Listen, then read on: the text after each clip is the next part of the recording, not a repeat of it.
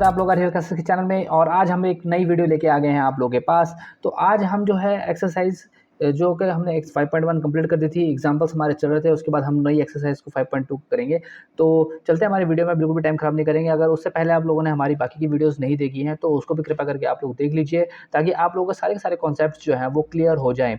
तो चलिए स्टार्ट करते हैं हमारा जो नेक्स्ट लेक्चर है। सबसे पहले हम लोग हैं अर्थमेटिक प्रोग्रेशन के अंदर। क्लास 10th का ये सिलेबस हमने प्रिपेयर किया है ताकि और बच्चे इसको कम्प्लीटली कर लें। मैं हूँ गुरमीत सिंह रिहल और आप लोगों का मेंटोर और इसका रियल क्लासेस का फाउंडर। तो चलिए स्टार्ट करते हैं। सबसे पहले जो हमारा क्वेश्चन है एग्जाम्पल नंबर 9, ठीक है। अब आप चेक कर लीजिए, एग्जाम्पल नंबर 9 आ चुका है हमारे पास। क्या बोलता है कि sum of 1000 rupees is invested at 8% interest per year, calculate the interest at the end of each year, do these intercepts from an AP, if so finds the intercept at the end 30 years making use of this fact। ये question आप लोगों को दिया है, हिंदी वालों के लिए मैं समझा देता हूँ फटाफट से। ये बोलता है कि आपके पास जो प्रिंसिपल है वो 1000 रुपये है और 8% से सिंपल इंटरेस्ट इस पे लग रहा है। अब ये बोलना है कि हर एंड पे आपको बताइए पहले कि कितना इंटरेस्ट वो कैलकुलेशन होगा, ठीक है, और क्या वो एपी की तरह काउंट होगा। अगर वो एपी की तरह काउंट होगा तो आप ये बता दीजिए कि जो इंटरेस्ट है वो 30 साल बाद कितना हो जाएगा। थोड़ी सी स्पेलिंग यहाँ पे मिस्टेक्स लग रही है मुझे, इंटरेस्ट इंटरेस्ट इंटरेस्ट, अच्छा हाँ वहाँ पे थोड़ी सी मिस्टेक हो गई है, कोई दिक्कत नहीं है। तो मैंने आपको इस चीज़ का समझा दिया कि आपको हर चीज़ का ब्याज अलग बताना है। और हाँ, ये ना सिंपल इंटरेस्ट है, और सिंपल इंटरेस्ट की मैं खास बता देता हूँ आप लोगों को। सिंपल इंटरेस्ट का जो फॉर्मूला होता है वो होता है SI इजिकल टू PRT/100, ठीक है, जिसके अंदर P जो होता है वो होता है हमारा प्रिंसिपल, ठीक है, जिसे हम लोग मूलधन बोलते हैं हिंदी वाले, ठीक है, और R होता है रेट ऑफ इंटरेस्ट, ठीक है, जिसे हम हिंदी में ब्याज की दर बोलते हैं, ठीक है, और जो T है वो यहाँ पे टाइम को रिप्रेजेंट करता है, मतलब कि समय, ठीक है।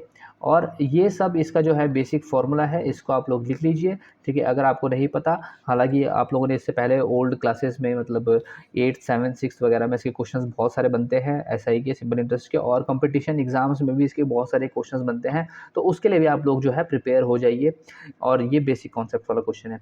तो फिलहाल आप इसको उतार लीजिए क्योंकि ये आपको पता होना चाहिए। इसको आप कहीं साइड में रफ में उतार सकते हैं। हम चलते हैं मेन क्वेश्चन की तरफ। कैसे आप लोगों को करना है उसके बारे में बता देते हैं। तो सबसे पहले मैं इसको क्लियर कर लेता हूँ। ओके, यहाँ पे हम अपना पेन ले लेते हैं, 2 मिनट। कलर हम इसका येलो चूज कर लेते हैं, ये सही है। ओके, तो अब हम स्टार्ट करते हैं। सबसे पहले यहाँ पे प्रिंसिपल की बात करते हैं। तो ये लिया हमने प्रिंसिपल, ठीक है, जो कि P हमारा है। हिंदी वाले क्या लिखेंगे, मूलधन। अभी थोड़ी देर पहले मैंने हिंदी में बताया आप लोगों को। तो प्रिंसिपल आ गया आपका 1000 रुपये, ठीक है। और यहाँ पे बात करते हैं ROI की, मतलब रेट ऑफ इंटरेस्ट, ठीक है, इसको हम R से रिप्रेजेंट करेंगे, जो कि आपको दिया है 8% का। और यहाँ पे T की बात करते हैं, जो कि हमारा टाइम है, हिंदी वाले समय यहाँ पे लिख देते हैं, ठीक, कोई दिक्कत नहीं होगी। और जो समय है आप लोगों का कितना दिया है, उसने दिया ही नहीं है, तो हमें यहाँ पे अलग अलग निकालना पड़ेगा। लेकिन फिलहाल हम 30 ईयर्स का मानेंगे क्योंकि 30 ईयर्स का लास्ट माना है उसने। लेकिन पहले हमें इसका ना AP में है या नहीं ये निकालना पड़ेगा।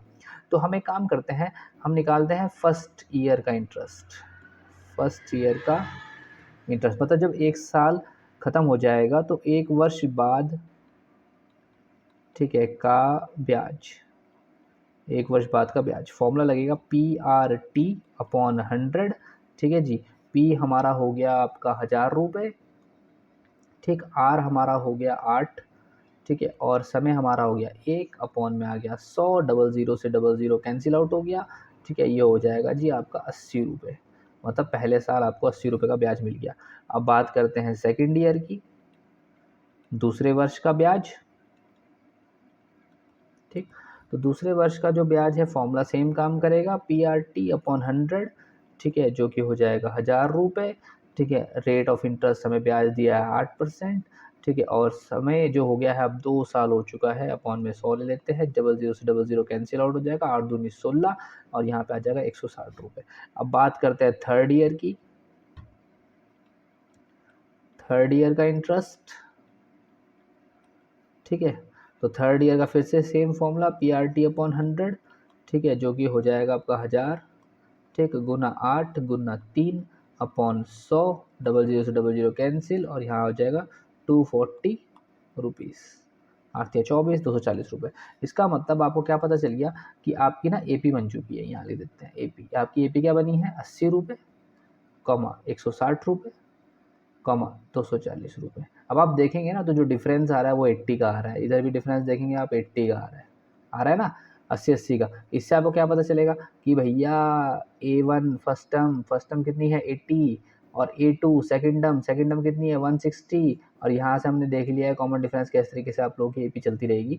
तो यहाँ से कॉमन डिफरेंस डी सर्वंतर, ठीक है, सी डी कॉमन डिफरेंस, ठीक है, कॉमन डिफरेंस सी डी सर्वांतर कितना निकला है आपका 80 रुपीज़ का हमारा सर्वांतर निकला है। अब ये बोलता है 30 साल का ब्याज बता दो, 30 साल का ब्याज बता दो, 30 साल बाद आखिर आप लोगों के पास कितना ब्याज आ जाएगा इस क्वेश्चन के अकॉर्डिंग। तो यहाँ पे टी की वैल्यू आ गई है आप लोगों के पास, 30वां पद बोला है उसने, ऐसे करके चलता रहेगा। तो यहाँ पे जो ए एन है ना वो आप लोगों का 30 है, ठीक है, सॉरी अपना एन जो है वर्ष जो है 30 वर्ष का दिया है। फॉर्मूला अब काम करेगा A N is equal to A plus bracket N minus 1 into D. अच्छा मैं यहाँ पे ना एक लाइन खींच देता हूँ आप लोगों के लिए ना, ताकि आप लोग ना इस चीज़ में कन्फ्यूज़ ना हो, ठीक है। तो ए एन की बात करते हैं यहाँ पे, तो ए एन इजिकल टू ए की बात करें, ए हमारा कितना था 80, ठीक, ओके। अच्छा और यहाँ पे 30 माइनस 1, और डी की बात करें तो डी हमारा कितना आया जी 80, अच्छा जी 80 आ गया। उसके बाद यहाँ पे आ गया 29 गुना 80। अब उसको छोड़िए, अब मैं डायरेक्ट बताता हूँ, देखिए 29 ये हो गया, एक ये हो गया, 29 और एक 30, इसका मतलब 30 गुना 80। मैंने अगर 80 कॉमन ले लेता है तो 29 का ये बचा, एक ये बचा, तो 29 80 की मल्टीप्लाई करने पे टाइम मत खराब कीजिए। देखिए यहाँ से अगर मैं 80 कॉमन ले लूँ तो 80 एक ये हो गया, 80 एक ये हो गया, 80 बाहर आ गया हमारा ये, और 29 ये, और यहाँ का एक ये, तो 29 और एक 30। अब डायरेक्ट कर सकते हैं आप, 8 3 जा 24, ठीक है, और एक जीरो ये आ गई, और एक जीरो ये और ये आ गई, ठीक है, 2400 रुपये, और हमारा काम फिनिश। इसका मतलब 2400 रुपये का इंटरेस्ट जो है उस व्यक्ति को मिल पाएगा। तो इस तरीके से हमारा जो एग्जाम्पल नंबर 9 है वो कंप्लीट होता है। अब हम चलते हैं नेक्स्ट क्वेश्चन की तरफ, देख ले कि आखिर वो आप लोगों को क्या कहना चाहता है, तो उसको भी थोड़ा सा हम लोग देख लेते हैं। तो ये आ चुका है हमारे पास एग्जाम्पल नंबर 10।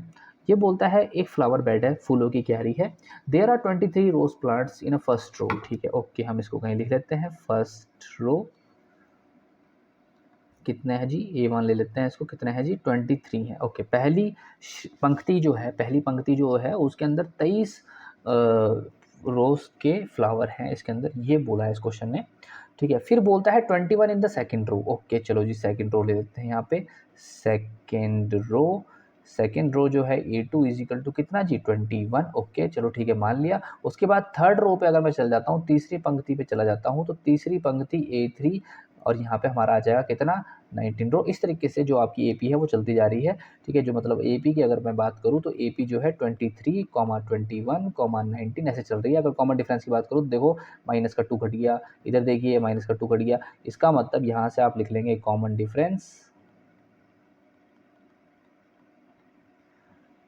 डिफरेंस आपका आ जाएगा D is equal to A2 minus A1 कर देंगे तो कितना आ जाएगा आपका 19 माइनस 21, सॉरी मैंने यहाँ पे A3 ले लिया, 2 सेकेंड, इरेजर उठा लेते हैं और इसको रब कर लेते हैं, ओके। चलिए यहाँ से हम पेन उठाते हैं अपना, ठीक है। A2 की बात करें, A2 हो गया हमारा 21 माइनस का 23, और यहाँ पे आ जाएगा माइनस का 2। ऊपर मैंने वेरीफाई कर दिया, इसलिए बार बार आपको करने की जरूरत नहीं है कि आप A3 माइनस A2 भी करें, ठीक है। वो आपको ना शक्ल देख के बता देगा उसकी, इतने हमने क्वेश्चंस की प्रैक्टिस कर ली है, आपको शक्ल देख के पता चल जाएगा ये एपी में है या नहीं, ठीक है, ओके। आगे बात बोलता है there are 5 rose plants in the last row, okay. चलिए नई बात पता चली कि एन की जो वैल्यू है उसके अंदर सिर्फ 5 ही रोज के प्लांट्स बचेंगे।